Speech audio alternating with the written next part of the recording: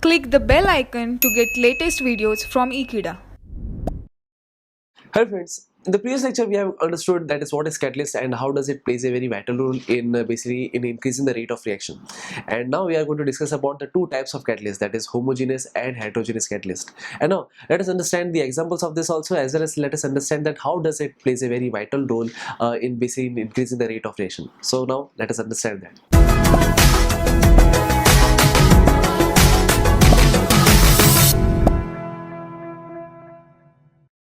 So here in this topic we are going to discuss about the difference between the homogeneous and heterogeneous catalysts. So there are basically various differences so that we could basically analyze that how basically among that which one would be acting like a best method to increase the rate of reaction, as well as we are also going to discuss about the various examples related to the homogeneous as well as the heterogeneous catalysts. So now let us understand the difference of them first. So if we talk about the homogeneous catalysts, then as per the name it is very much understandable, that is homogeneous catalysis is the one where we could find that is the reactant as well as the catalyst that has been involved to increase the rate of reaction, the both are of the same phase. So here I am just indicating that is the reacting mixture and that is the catalyst are of same phase.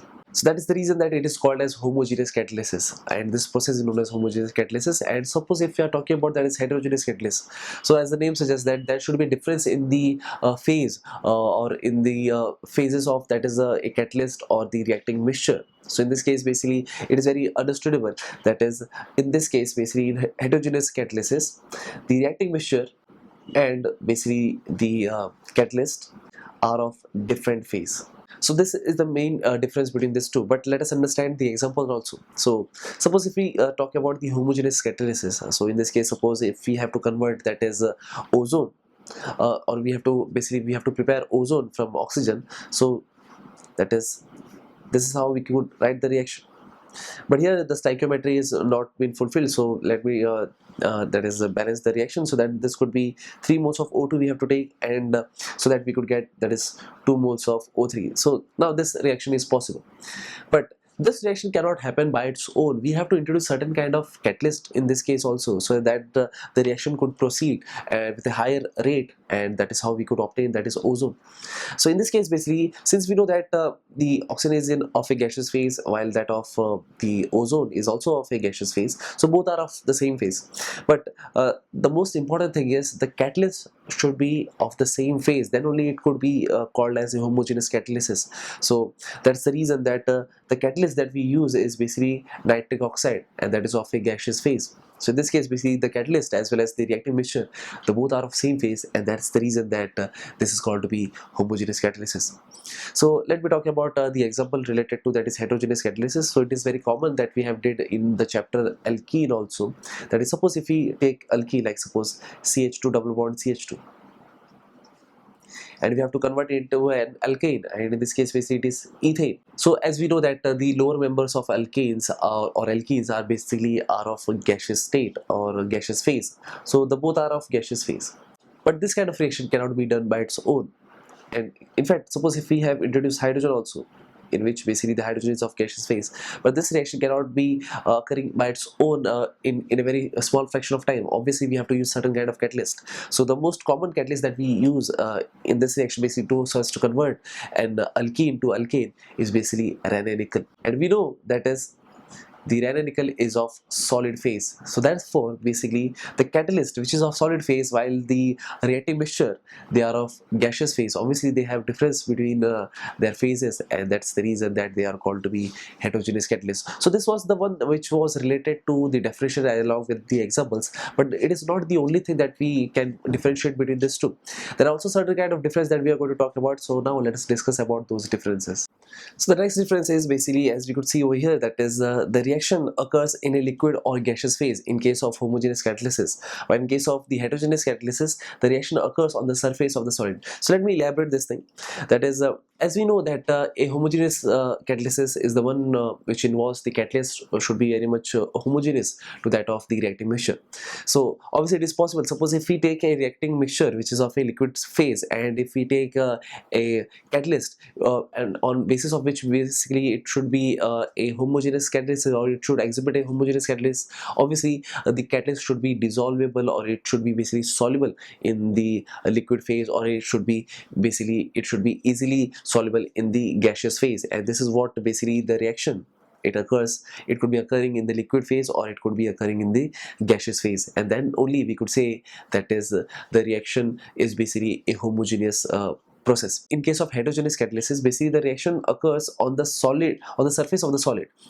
Basically we know that to be a heterogeneous system, obviously the catalyst should not be soluble in the liquid phase, or it should not be soluble in the gaseous phase also. So that's the reason that in this case basically the solid catalysts are basically, we are talking about the solid catalyst. Basically in this case this solid is obviously to show an heterogeneous catalysis, it won't be soluble in the liquid reacting mixture. So that's the reason that on the solid catalyst, basically on the surface of the solid catalyst, this kind of liquid reacting mixtures, they adsorb on it, and that is how basically they combine so as to give a particular product. And in this case basically the heterogeneous in the heterogeneous catalysis, the solid does not take part in the chemical reaction, but in this case it could take part in the chemical reaction. So let me discuss about the next point also, where we could elaborate this kind of difference more precisely. Suppose if we are talking about the next point, and the next point, that is the catalyst is involved in the chemical reaction in case of homogeneous catalysis. Obviously, because whenever the catalyst is basically it is forming a homogeneous phase with the reacting mixture, obviously there are chances that the catalyst can easily involved in the reaction so as to get a particular product, and that also very too fast. And talking about that is the heterogeneous catalyst. So in this case basically the catalyst adsorbs the reacting molecules, forming a chemical bond.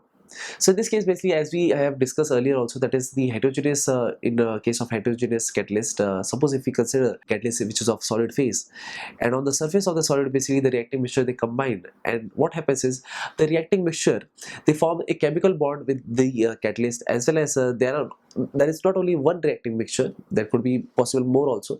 So in this case basically at least two reacting mixture they will react with each other in presence of the solid catalyst, and because they are attached to the solid catalyst, obviously there will be a reaction, and that is how basically the product would be formed on the surface of the solid catalyst.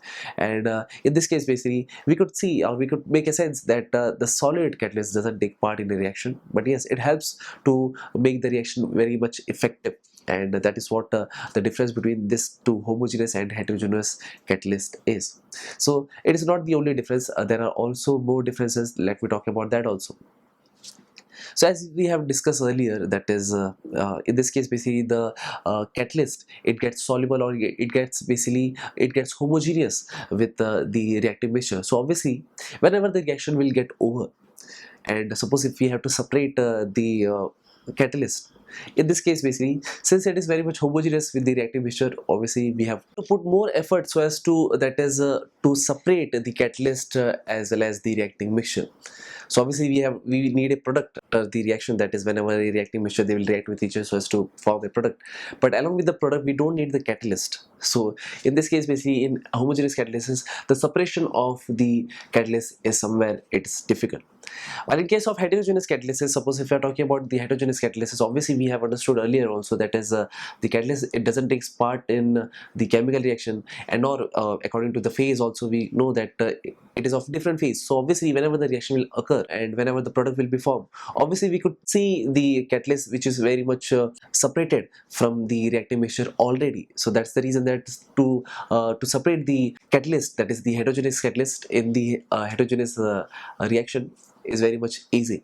So this was something difference that I was talking about. So now let us analyze that which one of the reaction would be very much faster.